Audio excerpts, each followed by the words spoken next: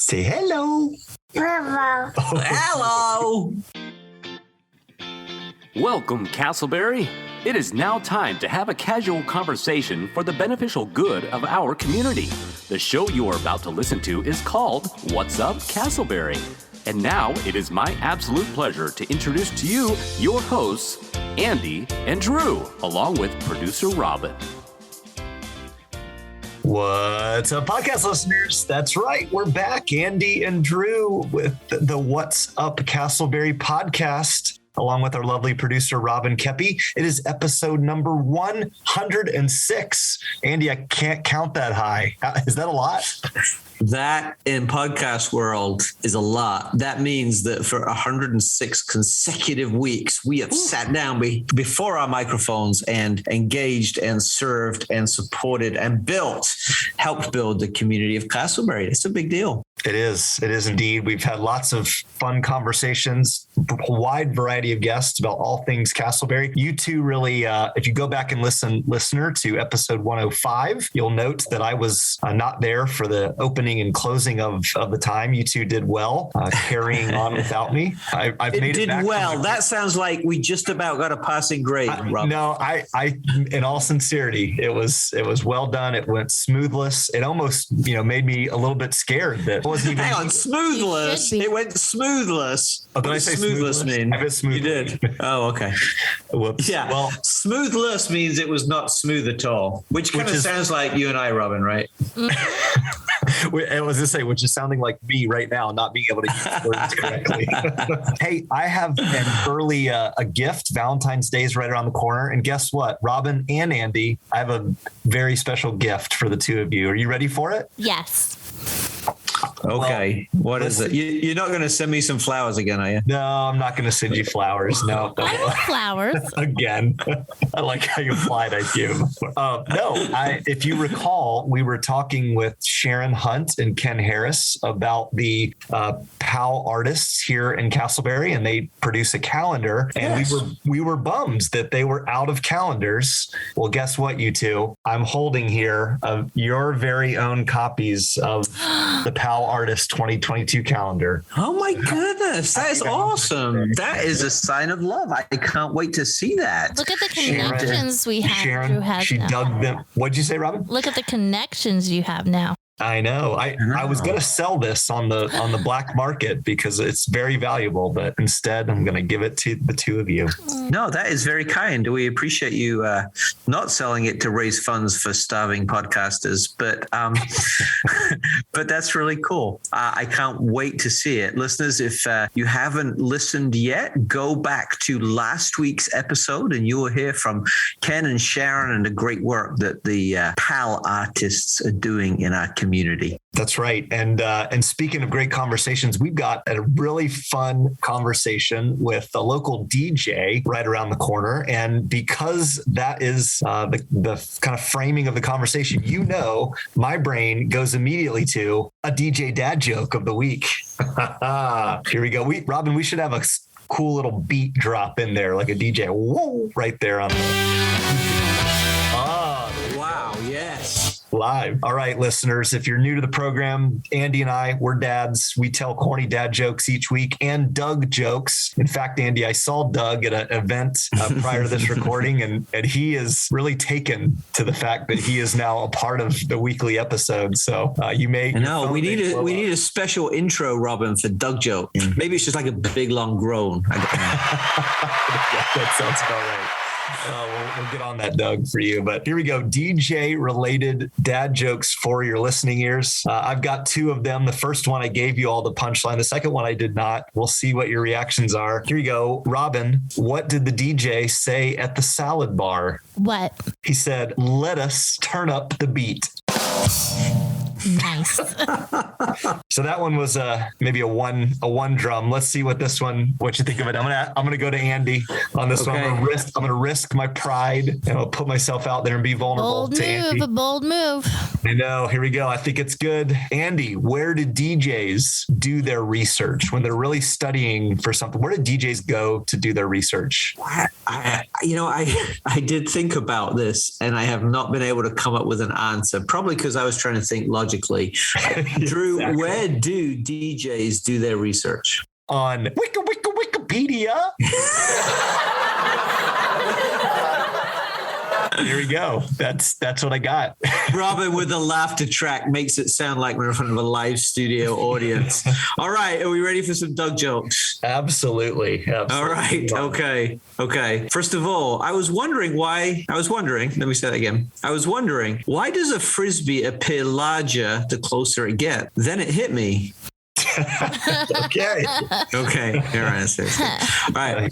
No, seriously, I was watching an Australian cooking show and the audience applauded when the chef made a meringue. I was really surprised because Australians usually boomerang.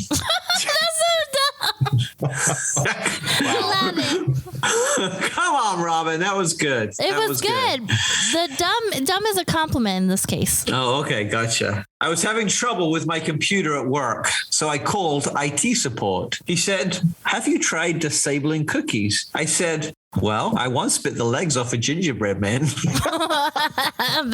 That's good. Oh, man. There you go. The dad and the Doug jokes of the week. Oh, boy. That was something. Well, Andy, you from time to time you're on social media. You, Robin, and I have a decent presence on social media. And you shared the other day that you and Tracy, your lovely wife, were out on the town and enjoying an evening over at a local Casselberry establishment. And from that, I'm not aware of the details. This is news to me, listener, just as it is our Casselberry in the News segment to you. You did some research or did some investigative reporting and have some Casselberry in the News. Yeah, so Casselberry breaking news on last Wednesday at Patios Bar and Grill, which is run by an incredible gentleman called Pat Lembo, who does a lot of good work for the community through the police department, through Christian Help and some other nonprofits, had a concert at his establishment right by the meat market in Casselberry. And he had playing a gentleman called Carl Palmer. Now, you are both too young to know who Carl Palmer is, but Carl Palmer used to be in a band called Emerson, Lake and Palmer in the 70s. Have you heard of them? Sorry, I have not. Yeah, they were a big deal.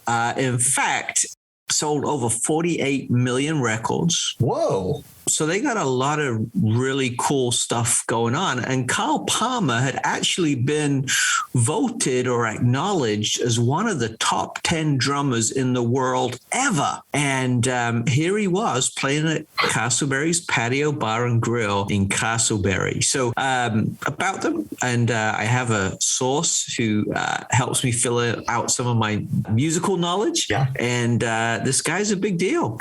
He's done a lot. One of the best 10 drummers ever was playing in Casselberry at Casselberry's Patio Bar. So some breaking cool news. That is really cool. Is he a part of a local band or was this kind of a one-off thing? No, he's touring the country. He's a British guy, which I think is possibly how I got the invitation because we British guys all know each other or something. Yeah, you all know each other.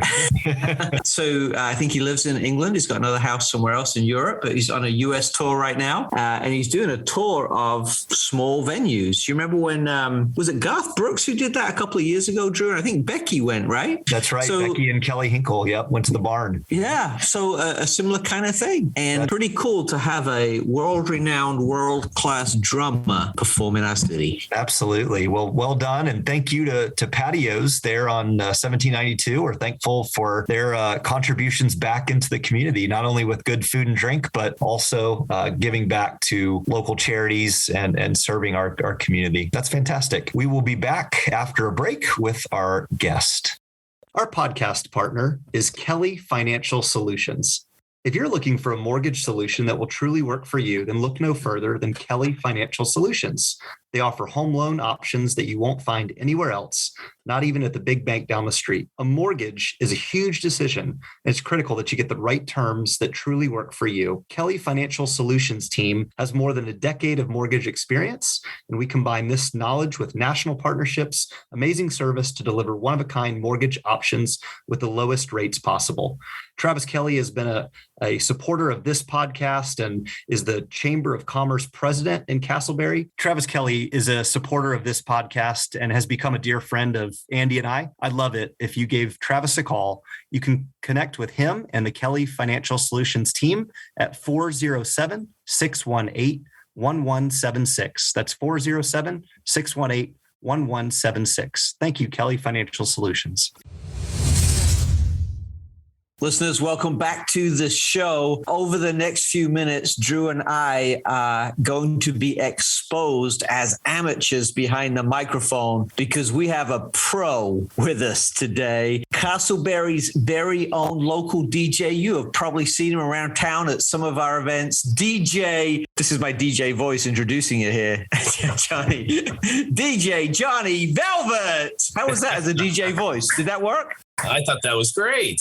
Gotcha. Drew, what's your announcer voice? How would you do that? That was good energy. I liked it. Yes, you went from low to high. Coming up from the depths, it's DJ Johnny Velvet.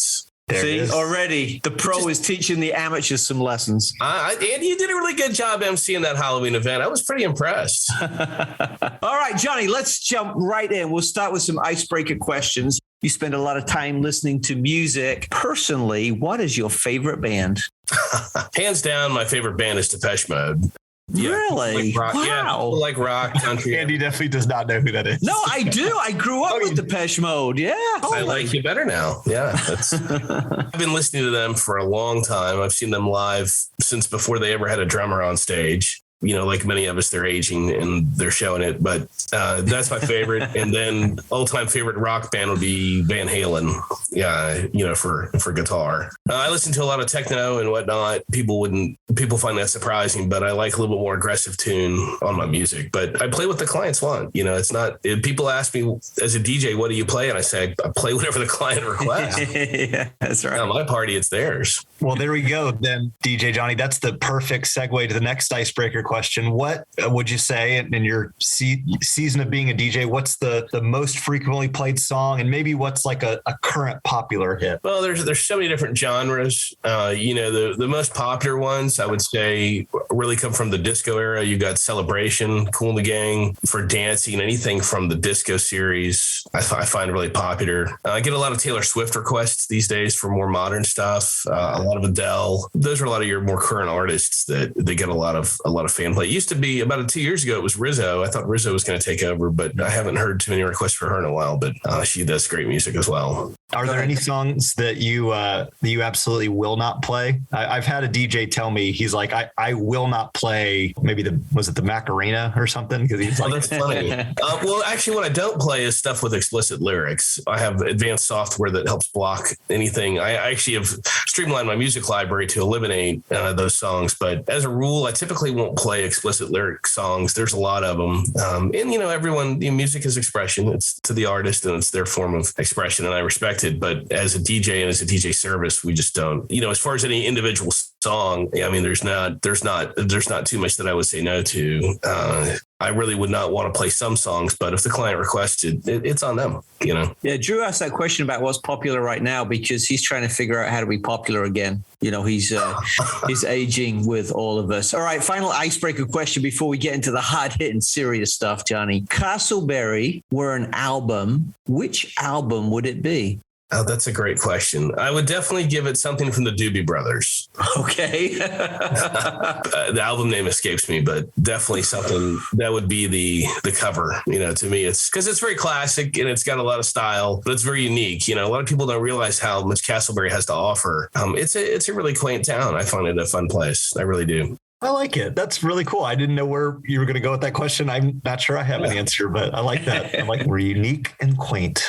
Well, we are unique and quaint. And Johnny, just to let people in a little bit on your business and your life here, Andy and I were joking off screen with you that your stage name is DJ Johnny Velvet because you wear a velvet shirt when you DJ. Is that correct? That is correct. I have an entire closet full of them. Fantastic. So I think Drew does as well, actually. Yeah, I've got 5 velvet shirts and 1 with sequins for Christmas events. So those are fun. Awesome. Nice. I'd have to ask you later where you go shopping for those. I'm not sure. You know, believe it or not, I find a lot of them at secondhand stores. stores and Goodwills, because you can't just find that normally.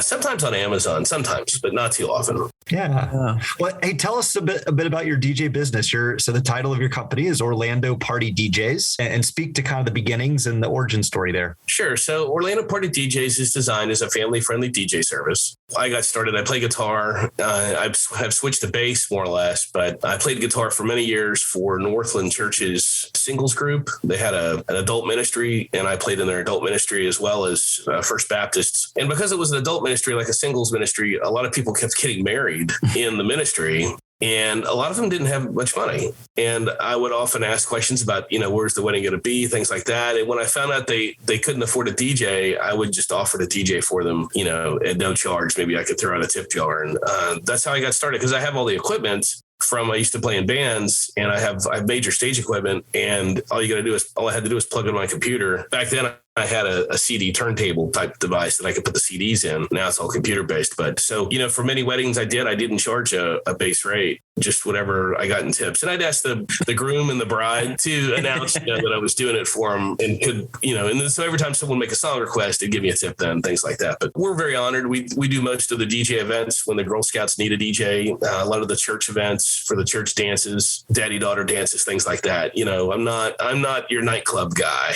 and none of my employees are. They're all independent contractors, but you have to, these days when you say the word employee, it's different. So, but we don't do nightclubs. We're not out till 2 or 3 in the morning. We do family friendly events, birthday parties, corporate parties. I do a lot of business events. And that's how I got started. It was that simple, just doing weddings for friends. So, Johnny, you're in a business that works best when people gather together, obviously, right? Parties, celebrations, that kind of stuff. But over the last couple of years, we haven't been able to gather together because of COVID and all that kind of stuff. What are some of the things that you've learned personally and professionally through this tough season? That's a great question. So 2020 was closed for business. It was essentially closed. And I reinvented a lot of the things we do as a company with lights. I invested some extra money into a lot of newer uplights, floodlights, colored lights,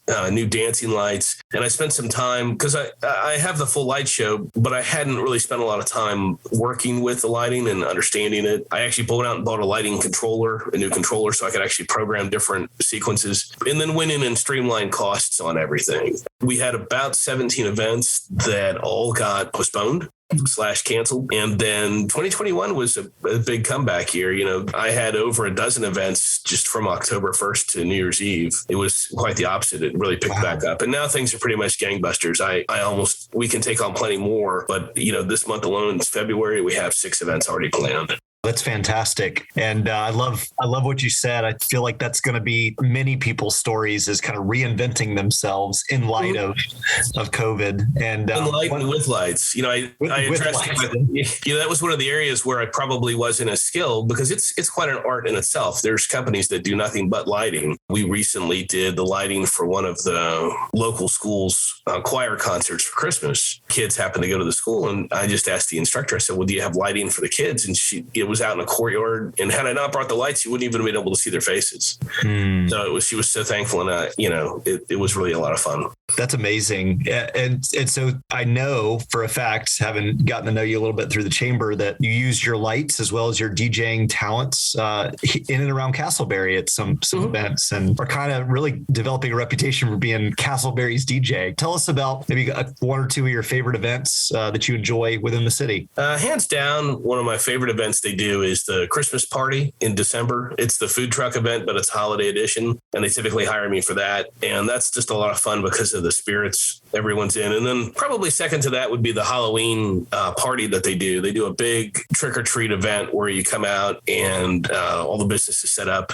Andy was actually our MC for that event. He did a great job. It was a lot of fun. And so a lot of people understand that when you hire a DJ, you could also have a separate MC. An MC is someone who navigates the event verbally, whereas the DJ is taking care of the music. So, but yeah, Casselberry has so many fun events. The Food and Wine Festival, hands down is actually my favorite. And that's usually the first Monday in November. And it's very nominal cost, and with unlimited samples of food and drinks from all the different vendors, with some silent auctions going on. It's a really fun event. And that's, like I said, that's usually the first Monday in November. Yeah, we were a good team, man. I enjoyed that. You let me know if you got any other gigs coming up and we can maybe work something out. But let me ask you a question. You said the DJ in those kind of situations focus on the music. What makes a good music set? That's a great question. I always like to do things in sets of threes. So I try to get a common theme for at least a 3-song set, whether it could be, a type of car or a theme or a feel. And then as far as like playing them together, there's all different types of techniques. You can match the sounds, you can match the beats per minute. A lot of times it depends on what that set is. I'll always do, if I do a one country song, there's going to be 2 after it as a rule that are already set up and matched pretty well. So that's my rule. I call it the rule of 3s. I learned it from some other DJs that I worked with a long time ago. And it's either 3 or 5 together, with another set you can cut to if you need to, if it changes. I was just going to say that's real interesting, the rule of 3 in Drew and I's craft of preaching. We often lean into the rule of 3 as well. There's really? Something about it that, we want 3 points, or 3 scriptures. There's something about it that connects with people. I don't know. It just seems tidy. Maybe it's because of the beginning, middle, and end. I don't know, but 3 seems to be a thing, right? Yeah, like the song Celebration, Cool in the Gang. I'll play that. Then I'll play Celebrate with Madonna, and then there's another. And I always try to have like kind of a common theme within the 3. It's not always obvious. It's not always immediately, it's not always the exact same words, but some sort of a commonality where if you're listening along, you're like, oh, wow. Yeah. Okay. I get the connection. This may be a harder question to answer because it's based a lot on kind of just feel in the room. But are there things? I've been to weddings and different celebrations, and even Andy emceeing the Halloween event.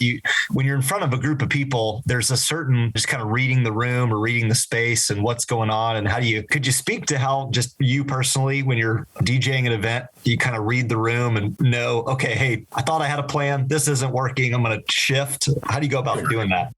Well, you only have so many genres of music. You have rock, you have Latin, you have pop. And I always try to have a group within each ready to go. So it really depends on the flow of the crowd. If I have a lot of people out dancing, I always try to find whoever's leading the pack, and I'll pull them over and I'll say, hey, what would you like to hear next? And I let the lead dancers a lot of times, have at it. And actually, at most events, any event I do for a company, I actually bring gift cards and gifts. And so the people that are really dancing it up, I'll give them a little best dancer of the night award. Yeah. So then, if I get a feel for, if someone requests a country song, then I already know, okay, I've got a country song requested and I've got some hip hop requested. So I just kind of wait for the crowd, the feeling for who's still on the floor, where are people at? I mean, let's face it, for a lot of events, the bar's open, and as people are drinking and it's going on throughout the night, it changes a bit, it gets a little bit wilder.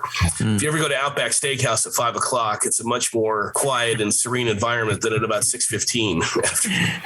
After you can just literally listen to them. So I listen to, I listen to people, I watch them.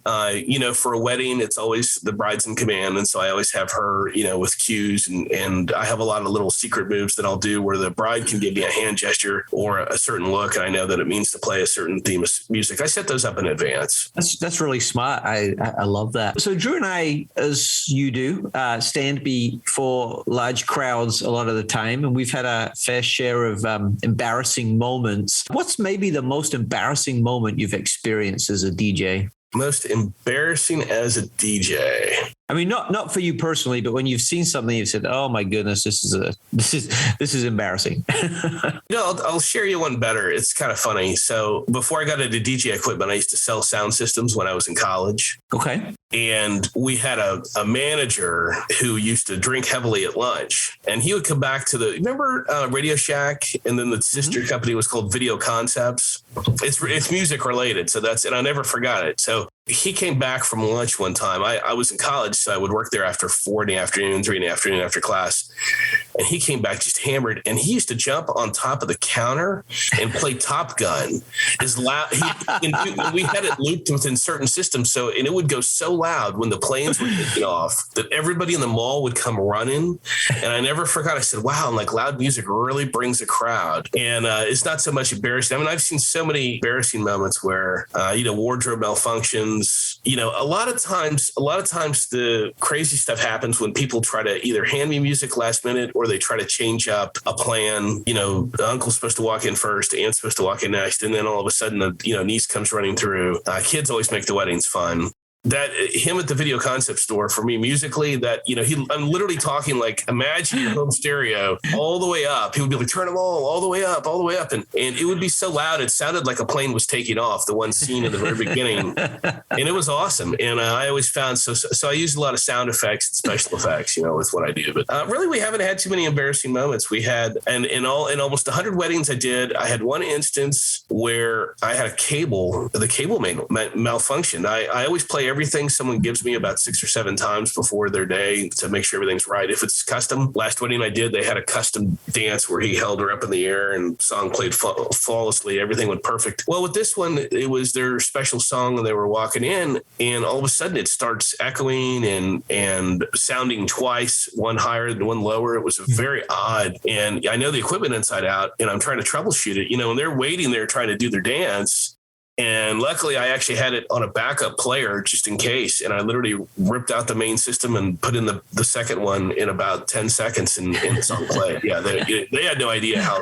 But yeah, so I the only thing I could figure out later on is that somehow at that exact moment, the little cord shorted out. It was really crazy. Wow. That is quite the story. And I'm imagining you probably wake up and have nightmares about that type. The bride and groom are sitting there, they're looking at you and they're waiting, and then everybody's looking at me. And then I'm like, I played it 7 times. This thing should be perfect at low volume, high volume, and somehow that is a USB, the cable that you connect, and somehow I could only guess that thing went bad at that instant. It was really crazy. I mean, it was crazy at the time. Well, Johnny, we've touched on this a couple of times as we get ready to wrap up our time together. You've really made it kind of your mission to be engaged locally. I know we share a couple common friends, even from Northland Church. Absolutely. You've committed to serving our community, appearing at events, and even going out and extending your hand to serve at like Christian Help and the Chamber of Commerce. Why do you feel, for you personally, as well as Orlando Party DJs, it's important to be invested in our city,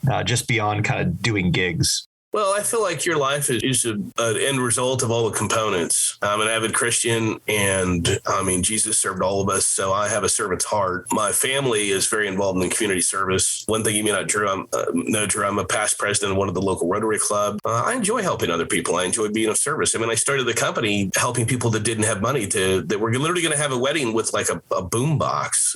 So, going out and helping the community and meeting people and being there for folks, I truly enjoy it. It's fun for me. I don't really look at it as work. I remember one time back when it was called the Bay Hill Invitational. If you remember the Arnold Palmer Golf Classic, I used to volunteer at the Hamburger Barn. They had a big hamburger restaurant in there. A few of the guys were in there with ankle monitors on, and I asked them what charity they were with, volunteering. I was so naive, and they're like, "What do you mean, man? We're on work release." I was like, "You mean you're not volunteering?" They're like, "No, we have to do this." And I was like, and it really was an interesting moment for me where I was like, wow, it was like, for some people, this is prison, but for me, volunteering and helping the community, I love doing it. I just enjoy it. It's a lot of fun. That's a great story, and we'll love that. And one of the things we want to do with the podcast is just shine a light on good examples of people who are making a difference in our community. And you're doing that both professionally through the DJing, but personally as well by giving of your time and your energy and effort. And we want to say thank you for that. So sadly, Johnny, we got to wrap up, but we would love for you to tell people how they can get to know you, how they can find out more about you. If they're looking for a DJ, where do they go? What do they do? Well, thanks, Andy. So anyone's welcome to call or text my cell phone, 407-310-5755. That's right on the website. Or you can email me at johnny@orlandopardydjs with an S, DJS.com. Any questions, any events you have coming up, any DJ thoughts, music thoughts, I'm always happy to help folks too. Like I say, a lot of times if people don't have, we have our rates, they're posted right on the website for every service we do. We have a silver, gold, and platinum level, gold or platinum for weddings. But we'll still work with people if they are on extremely limited budgets. In the last year, I had a couple of people come to us that really had very little to work with. So I rented them some speaker equipment, showed them how to use it. They rented it and they did it themselves. So, because there's a certain amount of energy and expense with having a live person. But please reach out to me any way of those formats. Starbucks on me for anybody that need it. Yeah, you guys too. All right, we'll be there. Like an hour. What you doing? We're just going to wrap up the rest of the show. I got a few other appointments tonight, but for sure, you can see me coming up on Tuesday, February 15th, I believe it is. We're doing a ribbon cutting up in Sanford. I'm a member of the Casselberry Chamber, the Seminole County Chamber of Commerce, and the Asian American Chamber of Commerce. So any one of those chambers, if you go to, you'll see me there. But any way like that, any contact method you see on the website, feel free to reach out to me. And I get back to someone typically within a day at the latest. Just depends on us. Yeah. Remind us again, Johnny, one more time. What is that website? www.orlandopardydjs.com. OrlandoPartyDJs.com. All right. Thank you so much, Johnny. It has been an absolute pleasure to talk to you today. Thank you for all you do to serve our city and help build our community. We appreciate you and look forward to seeing you. And listeners, we hope next time you're at an event where Johnny is playing that you'll go up and let him know you appreciate him too. So thank you so much for your time today, Johnny. Wow, Drew, that was a great conversation we had with DJ Johnny Velvet. I learned a lot and a few tricks of the trade from listening to him as we step into this audio space and sit before a microphone. Thank you, DJ Johnny Velvet, for being with us. Drew, I want to throw it to you and ask that you would close us out with some inspiration. Absolutely. We loved having our conversation with DJ Johnny, and throughout the conversation, I couldn't help but smile as he regaled us with different stories and just anecdotes about the business and about giving back and serving and loving the community and its citizens. And so in light of that reality of Johnny's life, I want to give a quote from a very familiar person from history. This is from Mother Teresa. Mother Teresa said this: "Let us always meet each other with a smile, for the smile is the beginning of love." There is nothing better when you first interact with someone new. If you see someone that you have known for years and years, to just simply go up to them and engage with a smile. There's all kinds of studies out there that say much more communication is experienced through visual aid than through words. And so, listener, we hope that you would take a moment as you think about interacting with our fellow citizens of Casselberry, Seminole County, whether it's at your work, school, the just open air places as we go get back to life post-COVID and are not needing to wear masks quite as often. Would you smile? Because with a smile, it's the beginning demonstration of love. So thank you, Mother Teresa. I'll say the quote one more time for your encouragement. Let us always meet each other with a smile, for the smile is the beginning of love. Thank you, Drew. And as you can see, both Robin and I are smiling at your warm words of inspiration, but also because we've reached the end of yet another podcast. Listeners, thanks so much for joining us and journeying with us. Just to give some kudos to our lovely producer, Robin, who puts this together every week. We appreciate her. For more information about who we are, what we do, why we do what we do, you can check out our website, Facebook page, Instagram, or podcast feed, all with the name What's Up Casselberry. Our website is whatsupcasselberry.com. Please like and subscribe to our podcast. Please rate and review us. And until next time, we hope that you have an amazing week.